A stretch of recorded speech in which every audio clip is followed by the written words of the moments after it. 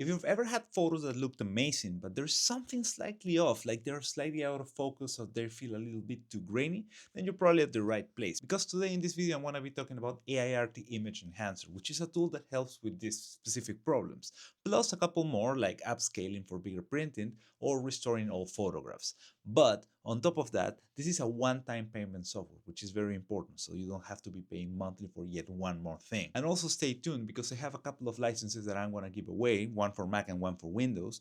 And throughout the video, I'm going to be giving away hints on how to participate in this giveaway. So keep an eye out for those. And let's start with the first one, which is subscribe to the channel. And this is what you would see as soon as you open the software. And my first demo is going to be very quickly, just using one of these 6 images from Aiarty and I'm going over the UI. But the meat of the video is going to be later when I use my own photos where I have challenging situations and I want to try out how Aiarty handles those. So let's pick one of the pictures. So this tiger, for example, and here, first of all, as with any other picture, you have to wait for it to load. And after it loads, it will show you the difference and you will see by moving this slider how it goes from, in this case, blurry to not blurry. And now going into the side panel where you will get all of the settings that you can do with this picture. Basically, the first part is the model. And the models that you can get are basically 3 in different versions, which is basically for images where you want to improve the quality. So remove the blurriness or remove the grain. The next one is specific for if you're working with AI picture or AI generated pictures. I don't use those in my workflow, so I will not demo this one, but at least you know that if you're working with this kind of pictures, you can improve them using this model. And the last one is real photo, which is basically for photo restoration. So let's say you found an old photo of a family member and it's of course not of the highest quality, then you would use this in order to restore some part of that picture. The second option is upscaling, which is basically for when you want to print out pictures that you have cropped, for example. This option right here, I think it's very, very useful if you're printing pictures and especially if you're using a crop sensor camera and on top of that you have cropped those pictures in edit. And the next option is the 2-pass processing, which basically adds on top of the first run of the model an extra boost so that you can actually improve the photo even more if you want it. Of course, I can imagine that this, if you select it, can add the risk of inferring some things in the picture, but actually let's try it out, because in this case it is turned on, but if I remove it, let's see what happens. So basically here the photo has been deblurred a little bit less. So what I would do in a normal scenario is that if I feel like the first pass of the processing is not good, I will turn on 2-pass processing and see the results. The results, keep in mind, could be more or less subtle depending on which strength you pick, which at this point I am at 1%. Because if I go all the way to 0, then you can see that the photo doesn't have any improvement. But of course, I have 0 strength. The next section is cropping, which is of course very straightforward for if you want to move around the picture or change the framing. And the next one over here is color, which is not necessarily something that I would use all the time in my workflow because I normally edit in other software and then I bring it here to fine-tune the details. But in the case that you are not using another software to edit color, this is already giving you quite a lot. So let's try it out. First of all, we can move the temperature, which of course quite straightforward, and it's quite subtle as well, so it's not really super harsh on the picture. You can change a little bit the tint, so let's go a little bit move. So let's move it a little bit. And that, well, as you can see, you can make some other changes as well. So, and of course you will have the slider to see how much the picture is changing. I think it's quite useful, to be honest, because in the context of using software that's one-time payment and not depending on others, if you just want to go for Aiarty, for example, then you could do some changes here, which is quite nice. And on top of this, by the way, Aiarty supports RAW and JPEG files, which helps a lot. Because in the case that you're using raw pictures, then you will know for sure that you're handling all of the details of the picture. Moving on, we have face restoration, which I will use a little bit later on one of my pictures. HDR for when you want to turn an SDR picture to a high dynamic range picture. And last but not least, the AI eraser, which of course is for removing parts of the image that are distracting. And also stay tuned because I will do a demo of this with one of my pictures later on in the video. Now that I have said that, it's time to actually give Aiarty a real test. So not with the pictures that it has come, but something that is from my own portfolio. So let's start with the picture that needs some denoising. Okay, so basically what we have to do is just drag the picture over here and it will start to load it. And it will load it and you will have to wait a little bit for it to completely load the models and everything to be in place. And it starts at 1:1, let's say, scales. So you can also zoom out a little bit. And as you can see, this is the picture itself. I'm gonna reveal it once it finished loading. And you can see it is super noisy. I took it at 20,000 ISO if I'm not mistaken, and I like the framing, but as you can see, as it is, this photo is not really usable. So let's see how it worked with Aiarty. And as you can see, it has cleaned it up real nicely. And the whole point here is that it does a nice job at cleaning it up, or cleaning the noise up, without actually making it look fake. Probably, and let's have a look on the right side, well, it is at full strength, and it's also using the 2-pass processing, so it's already doing all it can do with the picture. And I could change the model, but that's not going to change a lot the results, because I'm already using the recommended model for this type of pictures, or this type of problems in a picture, let's say. So I would say that with this picture, it has managed quite nicely. So what I would say in the denoising department is that it does quite a good job. And in Lightroom, for example, I've seen that some pictures cannot really be denoised, and at least in Aiarty, I haven't bumped into that issue. And also over here, you can do JPEGs or you can do RAW files. Doesn't really matter. It will work with both. And now it's time for demo number 3. But before we go into demo number 3, this is time for the giveaway hint number 2, which is leaving a comment of in which cases a tool or software like this can help you in your workflow. I really want to know, when are you suffering the most from noisy images or blurry images? So leave it down in the comments. And demo number 3 is gonna be for blurry images. And I have 3 levels of blurry images that I wanna test out. Something that's gonna be the most common scenario, so you just missed focus on a photo that you wanted to take of someone. The other one is something that was a bit more blurry on purpose, and the third one is the hardest one, where I actually took a super slow shutter picture, and let's see what it can even do with those cases, and if it actually tries to even improve it. Let's start with the first one, which is the common, which is going to be this one over here. So this is a pre-changes photo, and as you can see, I missed the focus here. And if we zoom in a little bit, you can, well, clearly confirm that I've missed the focus, so my bad. And let's now see what it can do right out of the box, because I have not done anything other than dragging the photo over here. So let's have a look. And well, apparently it hasn't done much, to be honest, but let's go deeper into the missed parts. And yeah, it has improved some parts, not so much.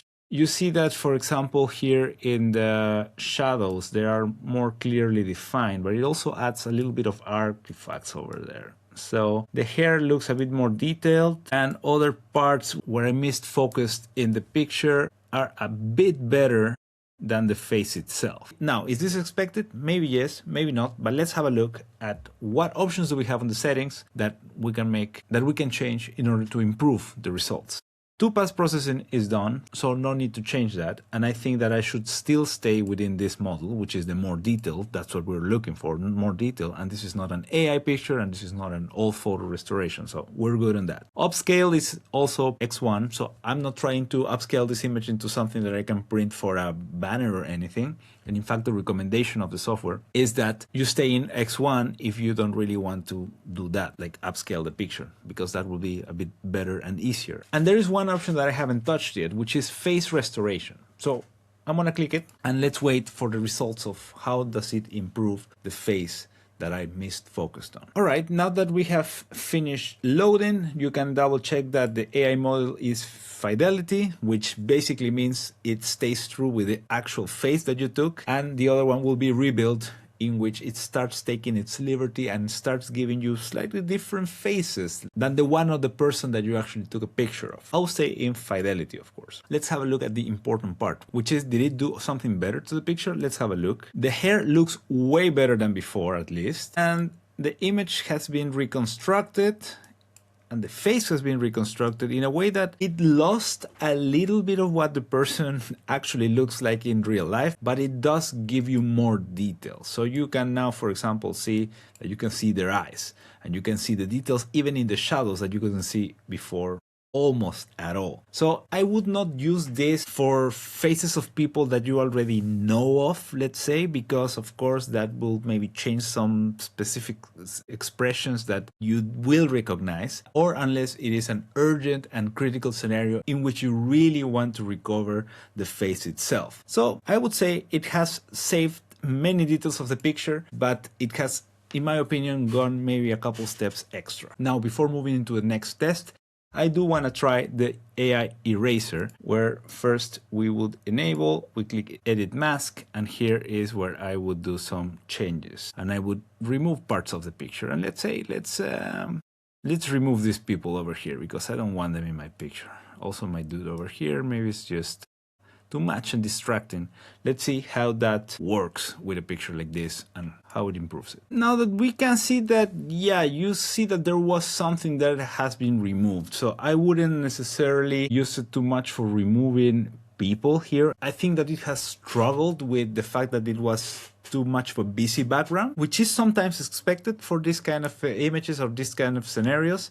But yeah, again, I would not use it for that specific part. But let's say, and let's go back to the original picture, if you want to delete something that's slightly easier to remove, such as one of these poles. Let's do one simple pole and one complex pole. So let's do the simple one over here. And the job that it has done here is way better than it did before. And now let's remove something a bit more complex, such as this one over here, which I'm expecting it's going to struggle a little bit more with because it's in the busier part of the image. And yeah, it has done a way better job, to be honest. And let's say one more time before we move into the next demo, let's try to remove one car. And here when removing one car, I do see some artifacts a little bit closer to what I saw when I wanted to remove the people. So I think that when you want to remove things that are a bit bigger, it starts struggling a bit more. So for simpler things, I would use it. For the rest, maybe not so much. Now let's go very quickly into the last two demos of this section, which will be first a medium image, which is something that I on purpose took with a slower shutter speed, and let's see how it manages this. Okay, image processing has been finished. Let's see how it handles it. Of course, it is a very blurry image, so it doesn't really turn it into a completely in focus image that was expected, and it hasn't done many changes other than maybe define a little bit more the edges of what is blurry or not. But if I'm honest and I want to keep something blurry, I would want to keep it blurry and not really define the edges of this, unless I'm looking for some stylistic choice here. Let's see what it does with face restoration here, which I'm not expecting much is gonna change. Yes, because there's no face. And the last picture that I want to try is one that is gonna be harder than this, so I'm expecting not much is gonna change. And this is something that I took at a festival where, yeah, this was on purpose stylistically chosen to be an out of focus picture. And now that we're going to see the results, I'm expecting that for the most part it's going to stay the way it is. Yeah, we can see that already. Some things have been a little bit more defined, like the parts here of the eyes, but I actually like it a bit better before, because again, if I want it to be blurry, I want it to be actually blurry and not blurry with defined edges. And let's try one more thing here, which will be the face restoration, which again, I don't expect will do much. And now that it has finished, it produced quite ugly picture, to be honest. But again, this is a picture that it is not needed to be corrected because it was on purpose taken like this. So I would expect that this will be none of the scenarios that this software has to handle. But I, for the fun of it, wanted to try it out. So my take on Aiarty Image Enhancer is that overall is good. Yes, it does work for the specific cases in which it's needed. And let's talk about first the cases in which it works well. It works well with handling noise. As you can see in the first demo, it actually handled that image quite nicely. Even the 20,000 ISO image, quite okay. It also does handle different kinds of image formats in a nice way, so that is a pro for it. And with the blurry pictures, I think it does a very good job, but when the blur is not that heavy. So for example, when you didn't miss focus by too much. Where it does fall short also is in the realm of deblurring pictures, because I can imagine that this is also the part in which it's the most difficult to try to infer what a face looks like when you're going from blurry to in focus. And when it does infer something, it creates a face that is not necessarily the face of the actual person that you took a photo of. But in extreme cases, that can be a lifesaver nonetheless. So it's good to have, let's say, as a tool in your toolbox, but I think that this is the part in which it doesn't shine that much. In terms of who this is for, I think it's first of all for people that don't want subscription software and that are not already using some other tools that have some of these functionalities, because with one-time payment, you can forget about the rest and get on with your workflow. And additionally, it will be for people that have very unique use cases in which they missed focus by by not so much, or when grainy pictures are messing up their portfolio. For example, for when they were at an event and you cannot really go back to that event and denoise those set of pictures. Would I continue using it? I think I will, but let's say not in my day-to-day workflow, but I would add it, let's say, for the, again, scenarios that I just mentioned, or when I'm aiming to print a photo at a large scale. Because in this video I haven't gone too much into the upscaling, I think that if I'm going to print something out, especially when I've used a cropped image from a crop sensor camera, then I think that that's also a place in which this would shine, and this would actually take advantage over other software that doesn't have these capabilities. Now, if you also want to try it out, whether it's for Windows or for Mac, I'm about to give the third giveaway hint, which is subscribe to my newsletter. It is linked in the description, but it's also in a QR code somewhere over here. So go there, subscribe, and in about 2 weeks from the date that the video is posted, I'm gonna pick one winner for Windows, one winner for Mac, which by the way reminds me that you have to add in the comments which version of the software do you want. Do you want the Mac version or do you want the Windows version? And again, as I was mentioning about printing and upscaling, if you're interested in printing your pictures, I made another video about printing, which you can check over here. I'll see you there, and till next time.